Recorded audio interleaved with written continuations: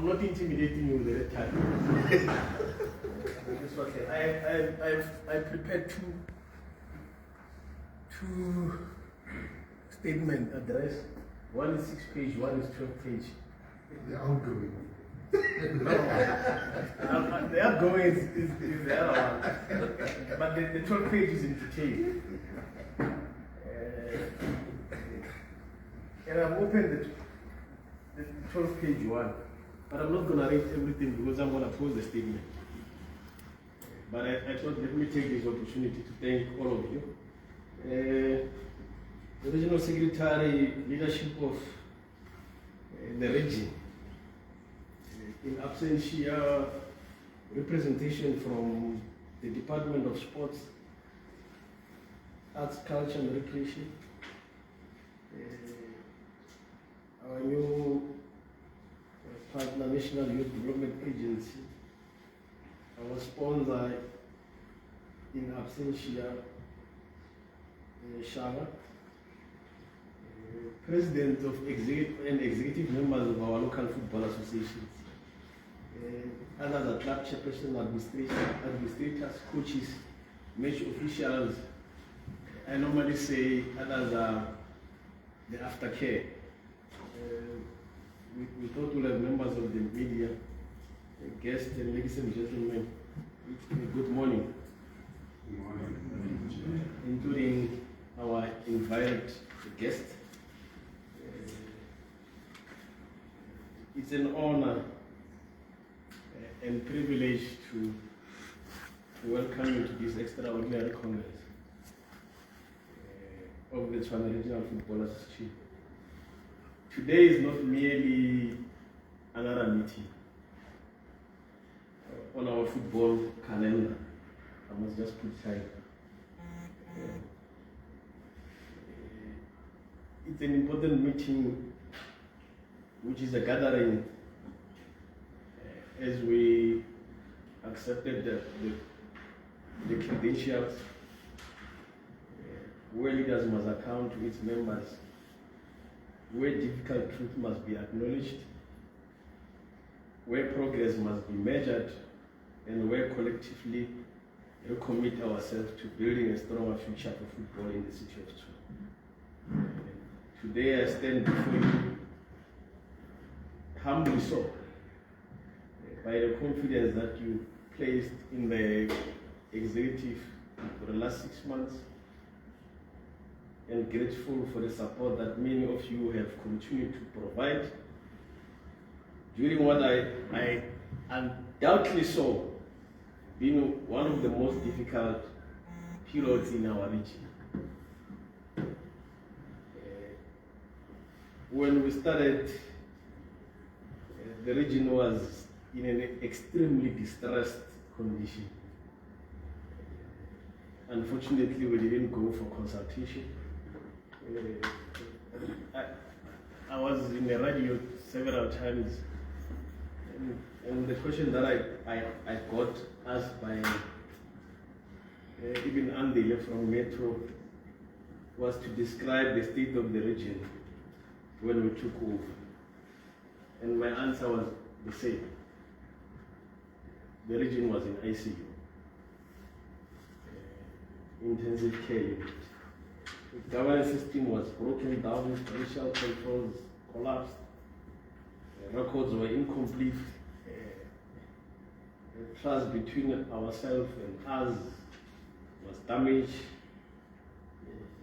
The main sponsor also lost confidence. Stakeholders from the media questioned our credibility. And many believe that the organization has reached a point where recovery will be impossible. However, leadership is not tested during easy times. Leadership is tested when difficult decisions must be made. It's tested when there is every reason to give up. But through you choose to rebuild instead. That is exactly what the executive committee committed itself to be doing from the very first day we made promise that we place football before interest. We promised transparency, we promised accountability. We promised that every decision will be guided by the constitution of the TRFA with governance and interest of our football family. Ladies and gentlemen, recovery is never achieved overnight. It requires courage, honest sacrifice, but it requires unity. One of the first realities that was the condition of regional finances. And as we begin our reviewing historical records, yes, there were serious weaknesses in financial administration. Among the most concerning issues were payments that were allegedly made to football clubs, where we were presented with proof of payments indicating the funds had been transferred. However, we engaged the clubs, particularly the ones that are coming from my heart, the women's football, and many confirmed that they've never received the funds. Equally disturbing were allegations related to federal support funds that have failed to reach their intended beneficiaries. These were not simply accounting errors. There were matters that today, as we're going to deal with other matters, we have an ethics as part of the region moving forward. These were matters that struck at the very heart of trust between the region and its members. Money intended to develop football must develop football. Money intended to support clubs must reach clubs. This is what I'm going to talk about it. The one intended to support families during difficult times of bereavement must reach those families. Anything less is unacceptable to me and the others. We made a conscious decision that these matters will not be ignored. We chose accountability over silence. We chose transparency over confidence and convenience. We chose to protect the integrity of the region rather than protecting the individuals. Members, you are aware that there was a sub-investigation that was a key issue in the last Congress. The matter still under investigation. The progress is very slow. And as members, we did not simply wait. What we did, we engaged several of us. We went after some of the RC meeting. And the issue is that the assigned officer was changed now. There's a new officer dealing with the matter.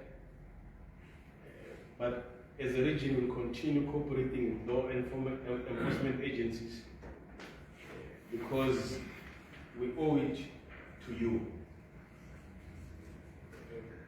Fellow delegates, football cannot exist without the referees.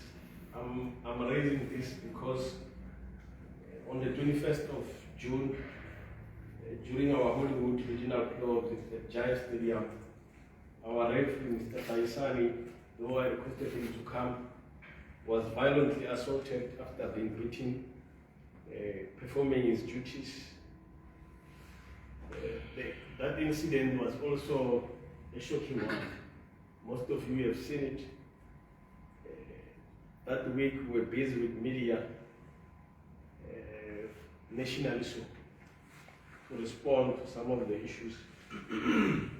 Violence has absolutely no place in football.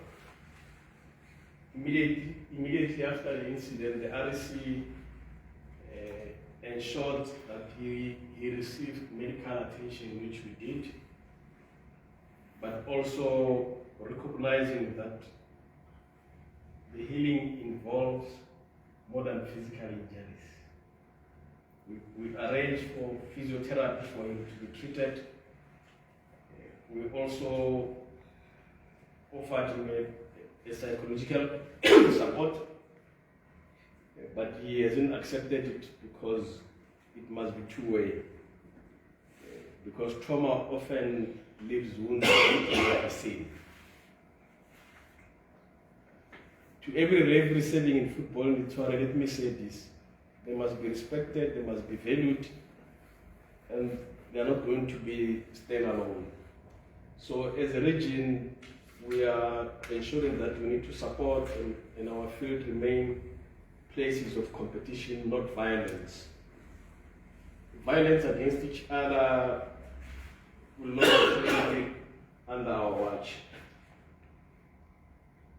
One of the most important responsibilities of any executive committee members is to safeguard the resources entrusted to us by yourself.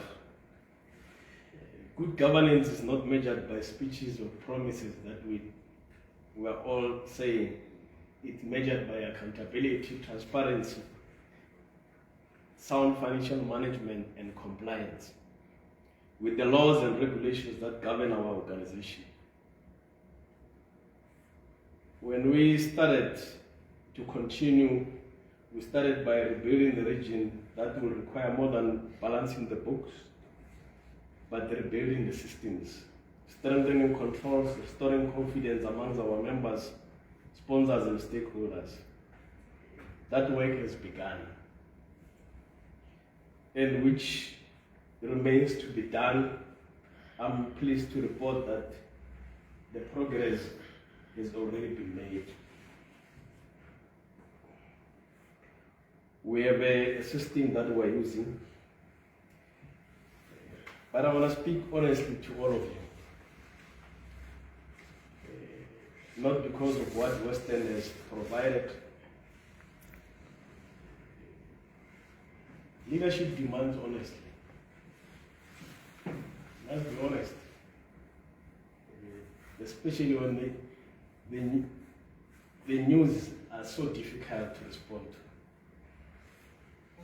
Integrity is, even when people they don't see you, you must do the right thing. For 2024 members, as we're going to present, and it was required to be an extraordinary Congress, we receive a disclaimer audit opinion. And we extended the auditor to come so that you don't hear from us, but he provides for the report we have. As a president, no one amongst you wishes to stand before the Congress and announce such an outcome. However, I believe it is far better to confront the truth than to create a false expectations. The dilemma did not arise because we failed to act. Rather, it reflected historical weakness that existed before.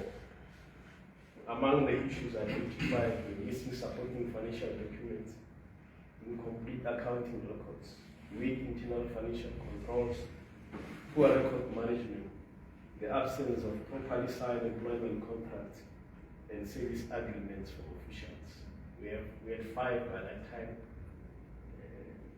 But the inadequate filing system that made it impossible to verify the number of financial transactions. But you hear the statement. But while we cannot change the past, we can certainly shape the future. And one of the decisions that the REC took in one of our meetings, where we're meeting every week, and I'm pleased to report that we have successfully implemented this ordinance. It's a system that we're paying, and it's a financial management system. He requests, he approves on the system, and the records must be uploaded. Simple. Yeah, it doesn't need rocket science. It's something that we've been looking to have, but it represents a complete shift in how we manage public funds. Every financial transaction is now supported by proper document. Payments are recorded electronically. As you know, we appointed a finance person. Supporting documents are securely stored.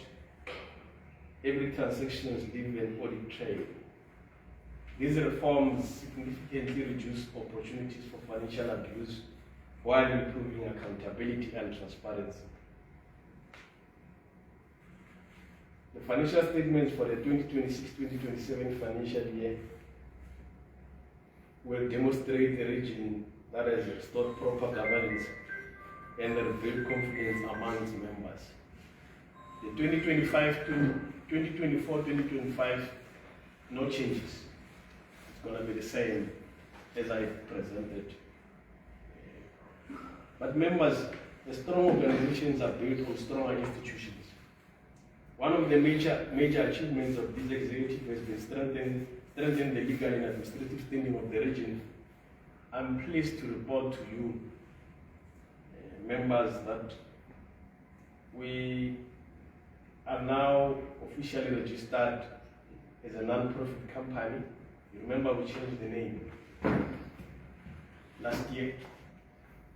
We are still waiting for approval of non-profit organization. But in addition of what it's also raised by the auditor, is that for the first time, the region has successfully obtained its SARS tax reference number.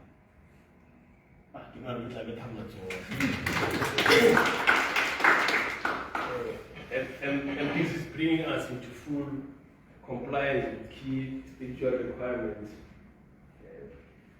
But this milestone may appear administrative in nature, but they are strategically important. They enhance the credibility of the region, improve our ability to attract sponsorship, but strengthen the governance programs. The executive committee, this issue goes also with unemployment insurance fund, which we applied for it, and the skills development day. We're busy with it. We hope by the end of the week, with all of which we have this work. When an organization begins to restore good governance, people notice. I wish to acknowledge the Housing Department of Sports, Culture, and Recreation for recognizing the progress that the executive will make over the past few months. They wrote to us and say they are acknowledging our efforts to strengthen governance, improve financial reporting, and then building accountability, and engage actively with them and partners to support football in our region. Most importantly, it creates opportunities for future partnership that will benefit our clubs, our local football association, and our young players. And to so they started to engage it. But they said sometimes that they are stopping that opportunities. But today, the department is continuing its support and encouragement. But it's because we show them documents, we show them that we are able to succeed. Fellow delegates, no organization can succeed alone. Today I would like to pay our special tribute to Shaga as our main sponsor, who gave us money to invest in football. But as I said today, colleagues, on behalf of every player at the rescue, I extend our heartfelt appreciation to him. He just came back from his trip to USA. But the support that you showed during the tournament, it must be given to LFAs when the finals were playing at the Giant Stadium. And thank you to Shawuga for hosting that. Ladies and gentlemen, One of our priorities was to ensure that the money that he promised should go to where it's supposed to. So I'm pleased to confirm that the first phase of that Shaka sponsorship allocations was paid yesterday to the following LFAs. Based on what we submitted to you, we made a payment to Acacia, Yesterday, FAP, Hammaskran Local Football Association. And I'm here to announce that the remaining qualifying association will receive their allocations through 4 payment batches as the resources become available. But I saw something coming in the morning, and I thought, let's also do that. This will allow the region to remain financially responsible while ensuring that every qualifying LFAs receive its fair allocation. So the 4 were paid. I know maybe they didn't clock, but we are going through the list, but also looking at what we can pay first. So that money, colleagues, we've started to pay. There were 15 LFAs that qualified. We have paid 4 yesterday, and we're going to keep on paying with that branches, so that we're allowing what we agreed with Shaka, and we're going to give him a report. But with that being said, colleagues, is that I want to also take this opportunity to some of the, and wish to commend yesterday's Local Football Association for coming to us while they had a partner with National Youth Development Agency to extend to other LFAs to apply. We're left to yesterday's name to tell us if members applied as part of the program to have used to be placed in different offices. But this is one of the pilot programs that also from our side we were requested to do, but because we didn't have those registrations, we couldn't do it. But through yesterday's and the leadership, as we complete our UIF, Skills Development Level registration, with SARS, we'll be able to expand those opportunities. I want to also congratulate Spartans for winning the league, even though the matter is still under challenges. But Spartans went to represent us in Sebokeng. They only won 1 match, but circumstances resulted in the club receiving automatic promotion. So there were 5-6 teams, all of them. Now the Gauteng has given us an indication that they want to promote all the 6 teams. And it started with us last year, so it means we're going to wait for next year to have 2 teams to get promotion.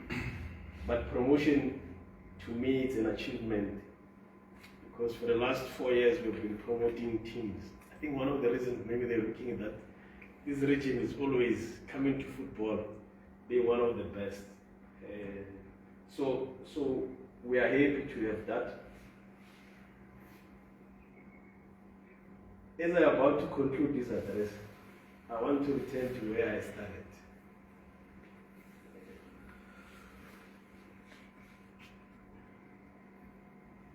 The region was in intensive care unit. The organization faced serious challenges. Financial resources has been lost. You are aware, almost more than $500,000. Hence, we're going to present certain reports to a ethics committee.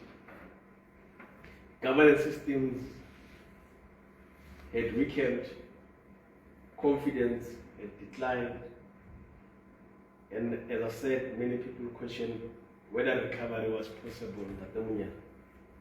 Today, I did not stand before you pretending that all problems have disappeared. That will not be honest leadership. We remain under financial pressure because of those financial losses we inherited from the past We continue to deal with consequences of decisions that were made before. However, I want to assure this Congress the region is stable. We have stopped the decline. At least from the side, I get hands. Remember, I don't get because you're still waiting for your money. I'm repeating this one. The region is stable.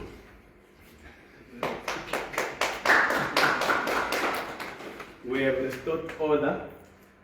We have rebuilt systems. We have strengthened accountability. We have established the same partners. We have created a foundation for sustainable growth. The patient that was once in ICU is now recovering. The road ahead will still require commitment and sacrifice, but the direction now is clear. We are moving forward. Our commitment to good governance, fellow members, the future of football in Tshwane cannot be built on personalities. It cannot be built on favoritism.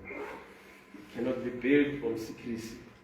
It must be built on integrity, transparency, accountability, professional administration, respect for our statute and constitution, equal treatment of all our members, and a commitment to developing football at every level. The Executive Committee remains committed to ensuring that every club, every LFA, and every stakeholder is treated fairly. We may not always get everything right. We may have difficult decisions. We may face criticism, but our commitment remains unchanged.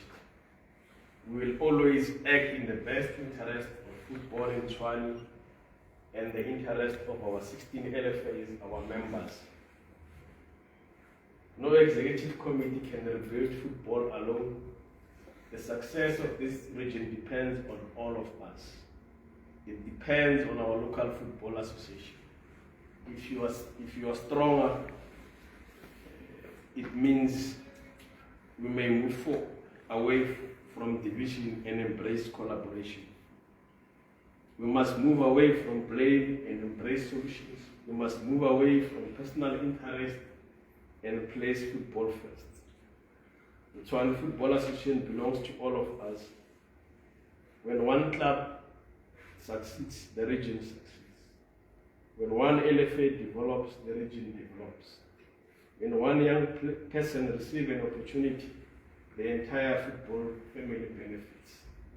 Our strength is not found in our differences. Our strength is found in our unity. As we look ahead, our vision is clear.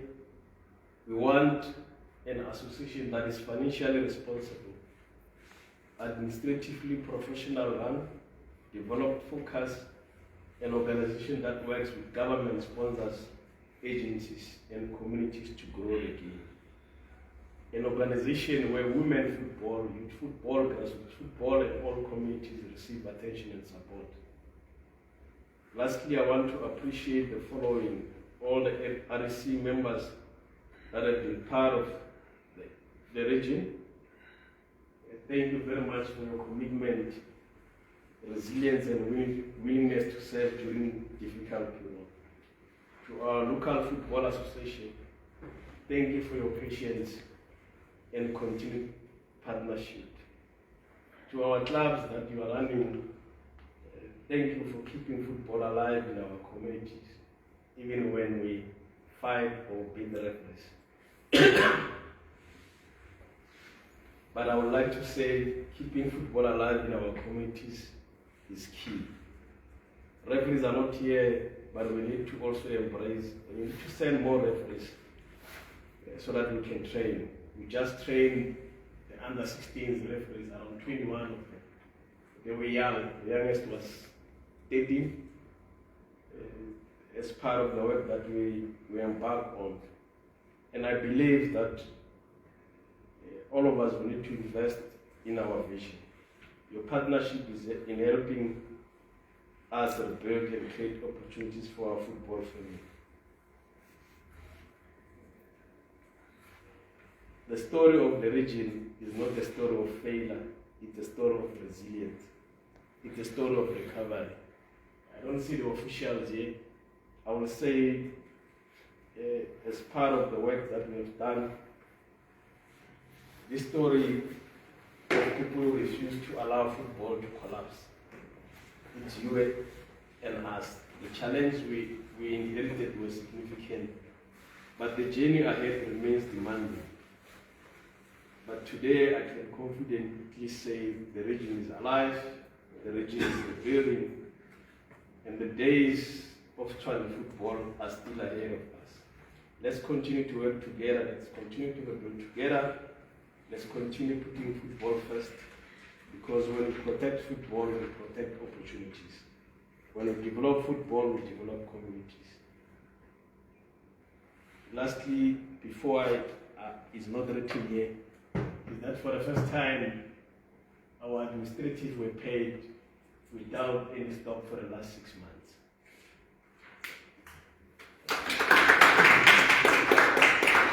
Besides, just imagine if you're working, you don't get a salary. How does it feel? But for the first time, I can assure you that consistently we've been paying them on time without any of them writing, but we still have debts to recover to ensure that at least we pay. But thank you very much. Let's rebuild the region. Together we can do more.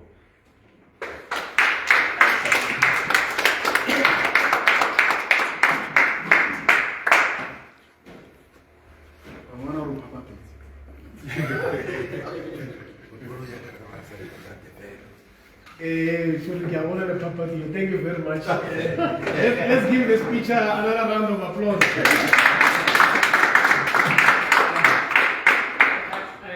I said this to the premier of the Gauteng province, but the NMC who was presenting was a woman. Before we go to that, because the Tamunya just read something, I said let's give a round of applause. That thing didn't sit well with the premier. Every time when he sees me, he says the same thing. The round. Yeah. So I can talk.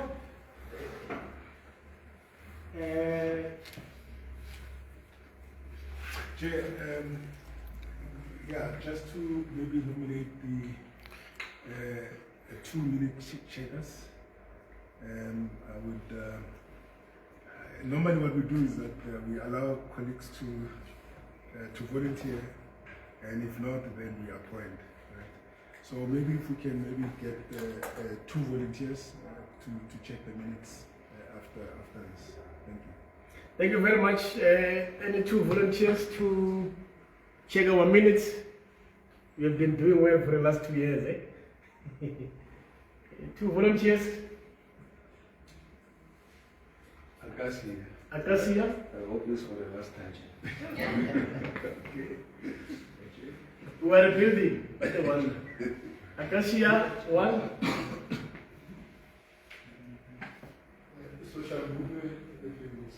Social movement, LFA is raised. Any other one who wants to volunteer? It's fine. Social movement and Acacia are going to check our minutes for this Congress, the extraordinary one. Chair, I can confirm that we don't need continuous for this meeting. We just put it as a standard agenda item because we are not moving papers today. Yeah. That item, because the standard was included there, we're going to move to item 6. Approval of the annual financial statement. Treasurer.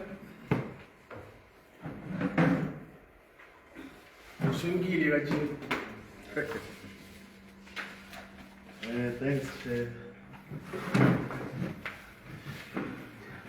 Next time, the committees must be here.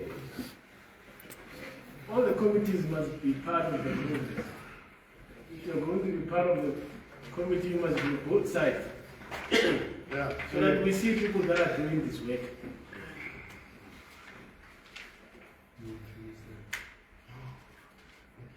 No, what's that TV? No, I don't know what's TV. I want to freelance like you.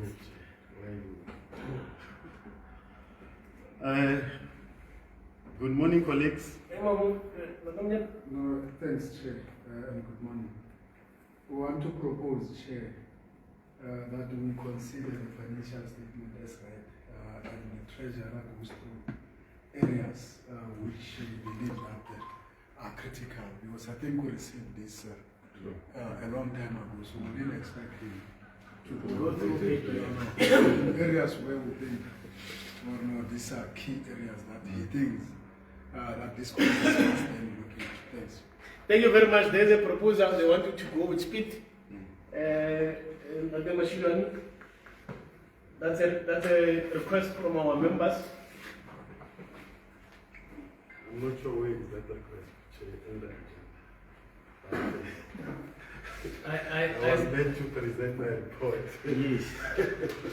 I'm saying, but I'll consider that. Say, let me not be like you and take hour. Yeah. Then you consider. Colleagues, good morning once more. My name is Soso Mashilwani, the treasurer of TRFA. One of the responsibility that I'm tasked at is to represent the past, unlike the president. The president always present the future. I present the past events that happened and where we are as Tshwane Regional Football Association in terms of the finance. Let me first begin by giving you this background. During the period under review, the financial year ending 30 June 2025, the region took a drastic decision to change the bank account. One of the reasons that we changed the bank account was that the previous bank account, which was a founding bank account of SAFA Tshwane, established in 1992, had a lot of debits from the previous regime. Therefore, it was logic to change the bank account to the new one, which we opted for FNB. Then, in line with that, when you look at the governance structure of the financial policy, it says the accounting officer, which is the president, the executive officer, which is the secretary, and the financial officer, which is the senior admin officer. And now, as the president presented the future, it will come in the next financial year that we appointed a financial officer. Since the policy was introduced, it has been difficult to hold the treasurer fully accountable on the financial matters. As the policy states as Article 6.2, for those who went through the policy, the chairperson of the procurement and finance committee shall ordinarily be the treasurer of the region and must be officially appointed to the role by the RAC. I'm raising this policy matter with a concern, as the powers were given to RAC, and tactically the RAC then, when they changed the account, they appointed, with powers given them, and they appointed P.C. Kotsie as a signatory, which leaves the president as an accounting officer the powers, meaning they will shift the powers to all the treasurer to the ordinary to Pesikoti, and then joined by secretary, which is Loramabi, and a financial senior admin officer, which is Njabu. Then elected treasurer's role will be limited to the following activities based on Article 6.4E to 6.4I, which compromise the fiduciary responsibility of the treasurer in executing his duties. I'm just raising these policy gaps so that we are all together. And I'm not painting any bad picture to my colleague Percy, because if events were not the way they were unfolded, probably we could have not got the disclaimer. However, based on the responsibility of the treasurer, which is to lead the audit, I was leading the audit based on the bank statement with no supporting documents, and prepare the audit to produce the audited financial statement.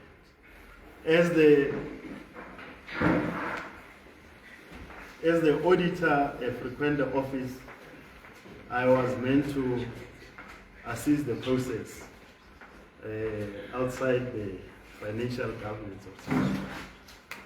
However, we've managed to pull whatever that we could.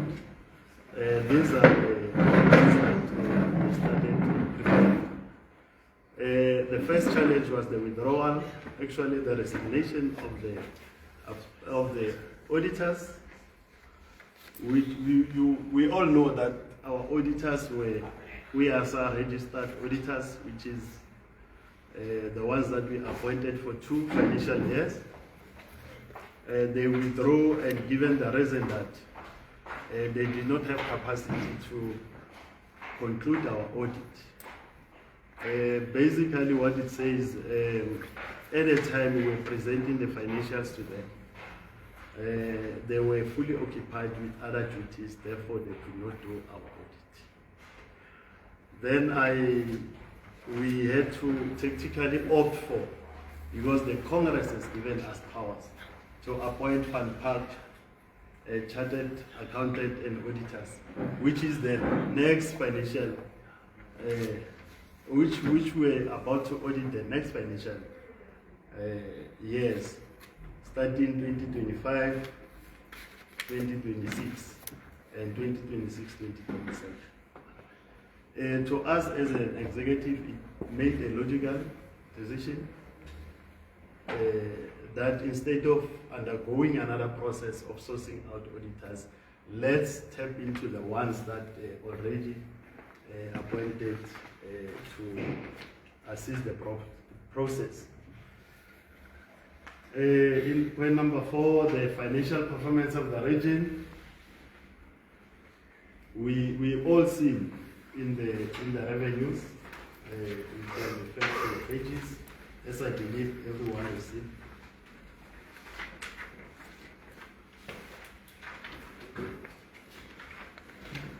I received the audited statement. On the revenues, last pages, which is 17, 18 and 19, we recorded a significant loss, mainly due to the decline in SAFA grants. Previous financial year, if you do comparison, we received 420, and this financial year that is under audit, we received 3 tranches of the grant. However, because we had a B license which was supposed to generate 500,000, it marked up the lost revenue in grants. And this has taught us to not rely on the grant, and therefore look for another means of or a stream of revenue. If you look at the coaching courses alone, The previous year we had 24. 2024 we had 335, and then the year under review we have 629. Then in terms of competitions, revenue and membership, we introduced the RDL, which was at the pilot period, and some of the teams could not pay because the manner in which there were agreements as the league was starting. However, we managed to push the collections to be at 280,000 in revenue. The other income, it was mainly on the bus hire. Then on the operational expenses, I'm just running fast now. On the operational expenses, we perform badly in maintenance. Our maintenance and repairs was doubled, and it raised a lot of questions. However, we improve on our MRL league prices, where prices are now being paid to clubs. The legal fees were reduced because we didn't have more cases during that period. This can give you a bad impression because most of our leagues, the teams are protesting at the end of financial year, and you'll find that it mostly overlapped to the next financial year instead of being in time. And this taught us to say we need to conclude our leagues in time and ensure that we close our financial year and record the income as per that financial year. On the financial position, equity position and accumulated surplus, despite all these challenges that we are talking about, as we were closing the financial year, we had an accumulated surplus of 788,668, and this surplus reflected on the region's asset, which includes our 22-seater motor vehicle and equipment. I'm raising this because it's the money that you can get within a short-term period if you sell those assets. And the position was also supported by current assets, which includes trade receivables owed to the region through the costs and competition fees. The trade receivables, basically, we talk about those that are owing the region.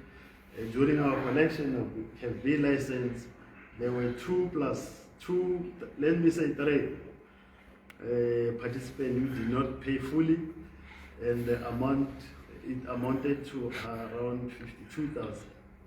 And also the other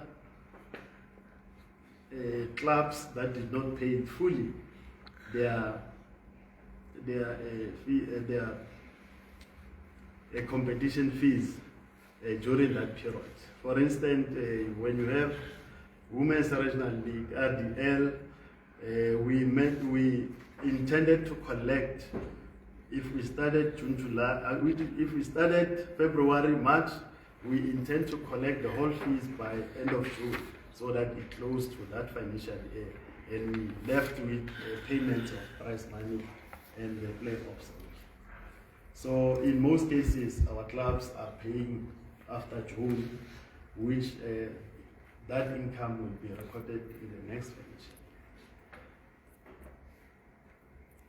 year. The key financial consideration that members asked me to present was that we had unauthorized refund amounting to 2.2 times 42 during the last 2 months of our financial year end, which amounted to 92,400, and this also put a strain in terms of supporting the figures that the auditor wanted. And we then had also the SAFA grant payments of 300,000, which was outstanding. And we are not sure whether SAFA is going to pay or not, but history has taught us that once SAFA closed its financial statements, they are no longer going to owe anyone anything. Instead, they will scrap it. As an organization that is operating on a going concern, we had the following turnaround strategies. While the financial statements are prepared on an ongoing basis, the current situation demands corrective actions. REC has adopted comprehensive turnaround strategy focusing on the following: stronger governance and accountability, tighten cost control, and zero-based budgeting, diversify revenue streams beyond grants and sponsorship. From the previous history, it has taught us that sponsorships are not reliable, because when we're supposed to execute the program, you'll find that they are not yet made that payments. So therefore, the region has to find other means to sustain itself outside that sponsorship. And they came up with a program of a competition structure wherein they are expanding on MRL, and we also introduce RDL as our marketing tool and forming a new stream of revenue. Lastly, protecting and facing project money to the intended project is very important. Prize money should be prize money, grants should be grants, and any other expenditure that is we receive, or any other revenue that we receive, it should find its purest expression in that intended project. We should not find ourselves deviating from it. I think I will pause there and wait for questions. Thank you. Thank you very much. There is a presentation, members, comments, questions, inputs.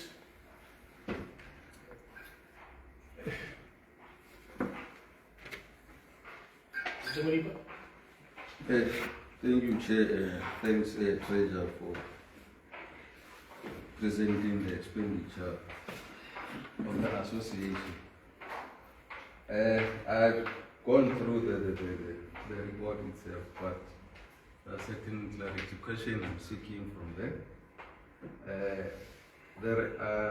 I observed that there's a total revenue of 131, as well as a donation of 68,000, and as well as the reported surplus of 208K. Therefore, I would like perhaps the treasurer could just explain maybe to us, especially in terms of the donation. I did hear the president did indicate that there was a sponsorship from Shaka. Is it 68,000? Because I know it was from Shaka, it was more than 68,000. Where does this donation? Okay, thanks. Wait, let me get at least three. Then you can respond. Or should I finish? Yeah, ask everything, but Okay. be diplomatic. Not, I think it's the last two. You have quoted also in terms of the grants that we did receive something, but it seems that it went down, because according to the stats, it's supposed to be 420,000. Now it went down to 154, so forth. What would be any reason from that why the grant is so less? So lastly, it's about the maintenance, whereby there's a report about repairs and maintenance, which has exceeded by 51,000.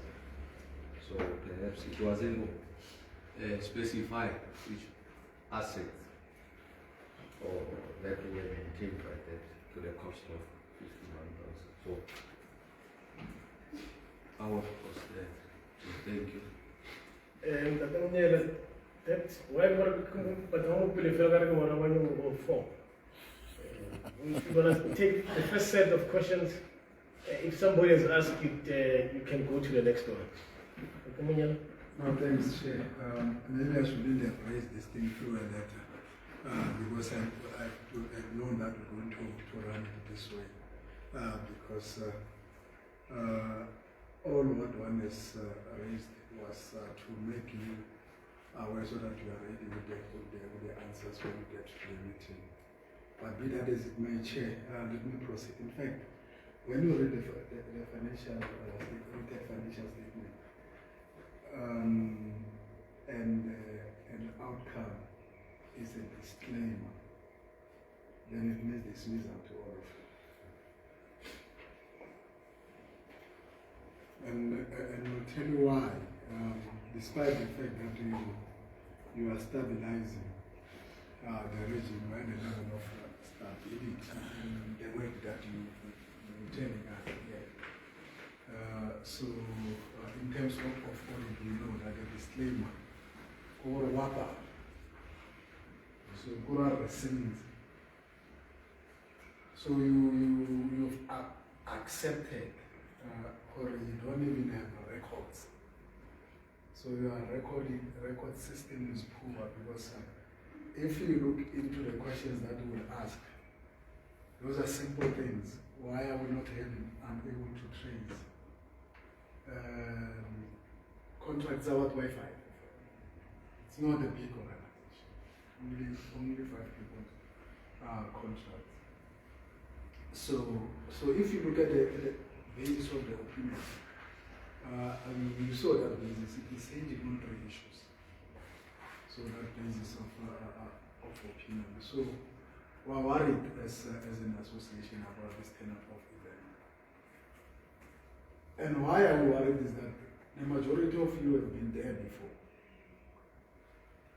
and have been having the analysis before. We're not sure as to whether this was not part of your work to ensure that the contract that the staff is managed properly to the level at which it's supposed to be managed. So the questions are easy. We will accept. We knew that we were going to come up with a disclaimer of an audit statement. I think it's not something that we did not know. So even if when we wanted the audited financial statement, but we knew that it was not going to be anything less than a disclaimer. So the question that we were asking is why supporting documents are not submitted. I mean that's easy. It's an organization.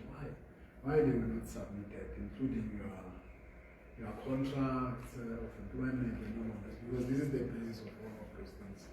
You respond differently to this question.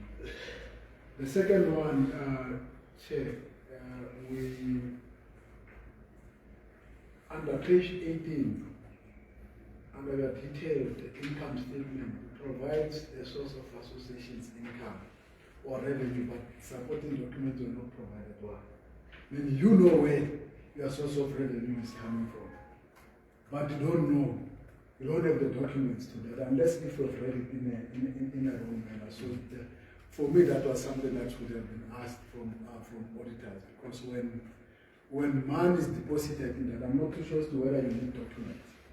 When money is deposited from probably from Shaka, from an LFA, is there any documents that we require so that we are able to provide it to the auditors? It is baffling us.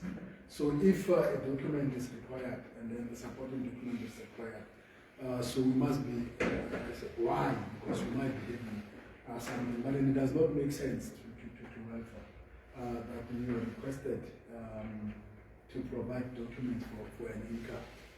So I think those are the things, but nobody above, we must not sit here and clap hands for a disclaimer. You can't clap hands for a disclaimer. Disclaimer, we know who it has been stolen anyway, and we know we were there when it was stolen. Thanks, sir. Thank you very much, Chair. I would also like to submit this apology that I will leave immediately because of family commitments. Thank you very much, Treasurer, for the report. I've heard from the speech that there will be some money that will be given to region. Our region was in ICU. What is it that we as a region are doing to ensure that the LFAs are not going to be in ICU? What are we going to do? Thanks for the statement that we are stable. What is it that we will ensure that there will be accountability to the funds that will be transferred to the regions? And then I heard also that we are having 16 regions, but only 15 regions qualified for the fund. Can you just get clarity on why one region is not counted on the funds? And then the last one, as we have just received the audited financial statement, we are kindly requesting that as a treasurer, you capacitate us as treasurers from different LFAs, because we really we are afraid to ensure that we also will receive disclaimers from our local LFAs. So facilitate programs to ensure that we are able to account, because region cannot hold me accountable whereas they're not developing me. But develop programs to develop us as traders from LFAs. Thank you. Last one, the first round.